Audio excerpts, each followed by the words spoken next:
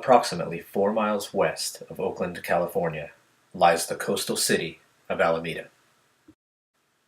With a population of approximately 80,000 people, Alameda was once the home to the Alameda Naval Air Station.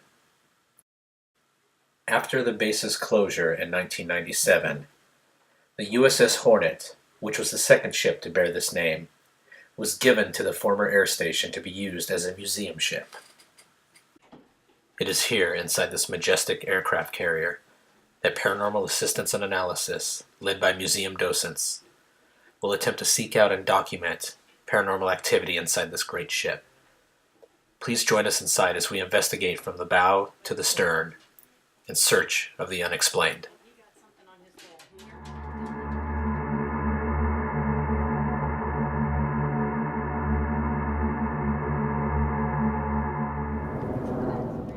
We arrived at the Hornet at approximately 5:30 p.m. We took time to check our equipment and make sure everything was in order before going in to meet with the docents and the rest of the museum staff by 6 p.m.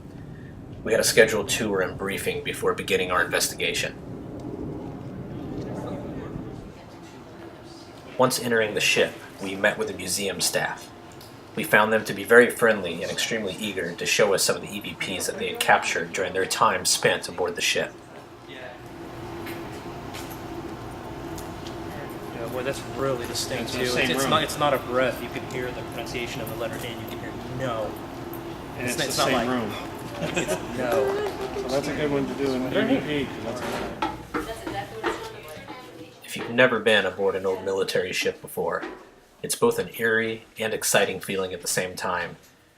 You can just feel the energy in the ship, and you can just smell history just emanating from the steel bulkheads all around you. You can tell that this ship has been places. This is the what they call CIC, the Combat Information Center. And the engine room we could call the heart of the ship. This is what we could call the brains of the ship. And this is where they bring in information from aircraft. We have 5 different types of radar, ships, guys on the weather decks with binoculars. They get all what's going on out there. They send it in here. These guys decide what to do next, if they need to launch an attack sub or drop depth charges or whatever. So this is where they make decisions. But what we like to do here is show people what it looks like when they're doing it. So I'm going to turn on the lights here.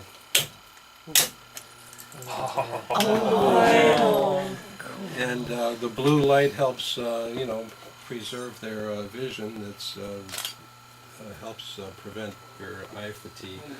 And when you come on board the ship, you're walking into 1965 technologically. And this is how they would send messages back and forth. They would put them inside these little cylinders. They call this a rabbit. They stick it inside these pneumatic tubes, and it's like you take your money away in Costco, right? And this goes to aerological, crypto, flag tactical. Today they just email, I guess. Right. Text message. And then the farther in you go, again, the higher clearance you need. When you see a pipe like this with a red stripe on it, this is supposed to be a top secret communication line. So if you want to do some work on this, you need a top secret clearance to open the pipe and go in there. Right. So we'll come back this way. One thing we find is when somebody's telling a story, they'll start to light up. All the story someone's checking. Oh, I know what I'll do.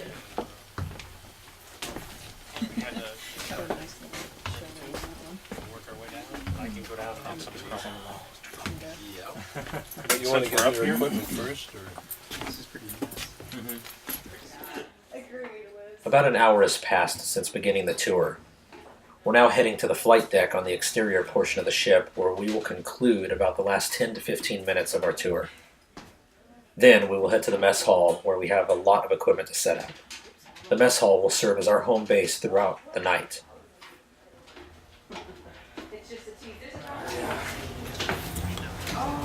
Oh, this is so cool. Look at this bombers. Well, you know the 4th of July is going to be blasting. Well, this is Canada Day. They're getting ready So I can be patriotic twice.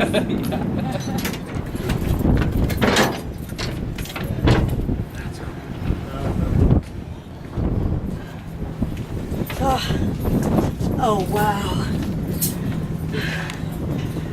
Look at the skyline. Yeah, It's just something else, huh? unbelievable. I tried to, Clear days, it's yeah. a Kodak moment. I tried to take your picture, but the sun's too bright right now. It's not.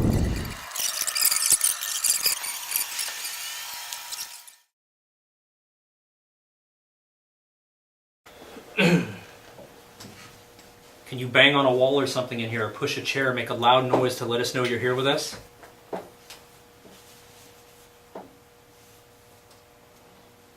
you make a sound for The us? full spectrum just died. Here in the war room, you will hear me ask one of the spirits there to knock on the table 3 times to let us know that they're there. Directly after, you will hear what sounds like 2 words in response. Possibly John, quiet. Can you make a knocking sound in here? Can you knock on the table twice or on the wall? Hey, the K2 is fluctuating. Can you make a knocking sound in here? Can you knock on the table twice or on the wall? Hey, the K2 is fluctuating. Can you make a knocking sound in here? Can you knock on the table twice or on the wall? Hey, the K2 is fluctuating. It's bouncing. Was this the voice of a deceased crewman speaking to a sailor, asking him, John, to be quiet and to not grant my request to knock on the table? There's no way to know for certain, but all I do know is that my recorder was held close to my body, and that voice was very close to me.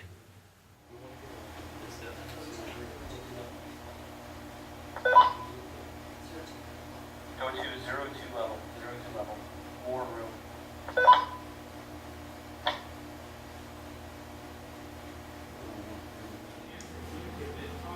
While the team remained inside of the war room to conduct the rest of our EVP session, our cameraman and investigator, Jeff, decided to go ahead and set up a stationary camera down one of the adjacent hallways.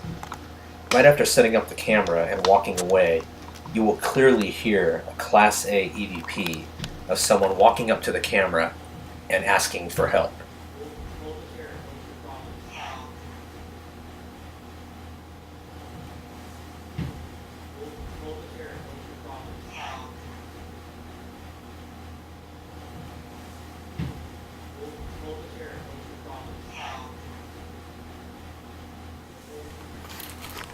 Not realizing that we had just captured a Class A EVP, we proceeded to pick up the camera and relocate to another part of the ship. So we just came out of the war room just now. There's been a lot of reports of activity in that room. We did get some odd K2 hits. We're going to have to go back and review the footage and everything and take another look at those. We're not sure how legitimate those hits were just yet. We're currently now in the Admiral's quarters right now on level 2 of the U.S.S. Hornet, trying to make contact with any soldiers that may still be down here. Again, we've had a few K2 hits down here. We're not convinced just yet, but we're still attempting to make contact with whoever might be roaming in these halls down here. Hello? What's up? Hold on a second. Hold on 1 second. I think we got somebody back here. Rusana, what'd you hear? I saw something. Hello? What'd you see? In fact, don't describe it. Don't describe it. If one of us sees it again, let's compare notes. Our investigator Masato was standing in the mess hall when he saw what he thought was the movement of a figure in the far end leading into the kitchen area. We immediately proceeded to go to that area and investigate, but were unable to see this figure again. However, this would not be the end of our strange experiences in the mess hall that night. What we find out right here. It looked like there was something right behind it.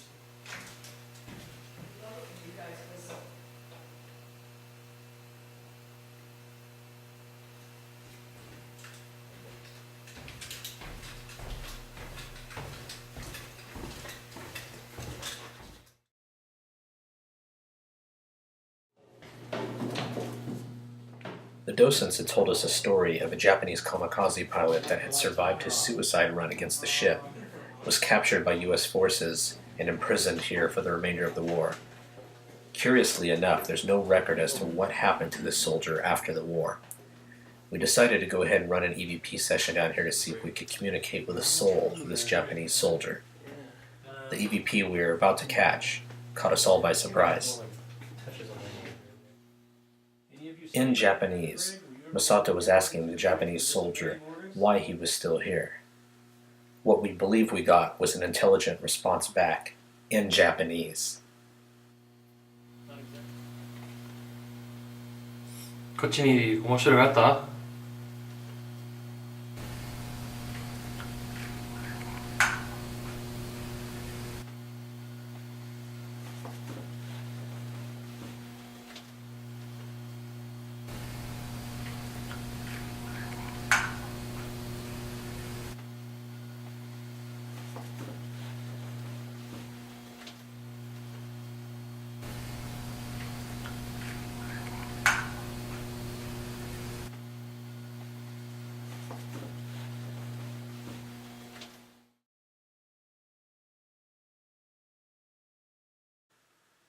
While the men were in the infirmary, the girls in the group decided to go ahead and walk down the hall in another part of the ship.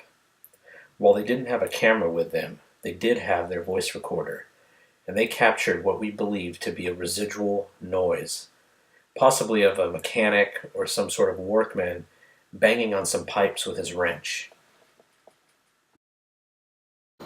I've got something, and there's no reflective, because I'm holding my camera still. There's something there. Can you get brighter? I've got something, and there's no reflective, because I'm holding my camera still. There's something there. Can you get brighter? I've got something, and there's no reflective, because I'm holding my camera still. There's something there. Can you get brighter?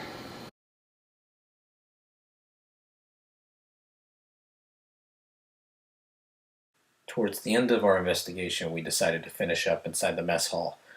There have been reports from the docents of people experiencing physical objects being moved in there. Little did we know this was about to happen to us.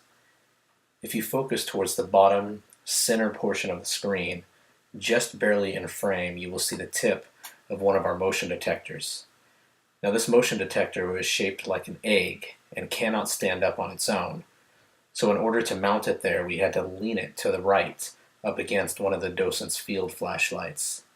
What you're about to see is apparently the motion detector moving against gravity to the left and rolling over twice on itself onto the table.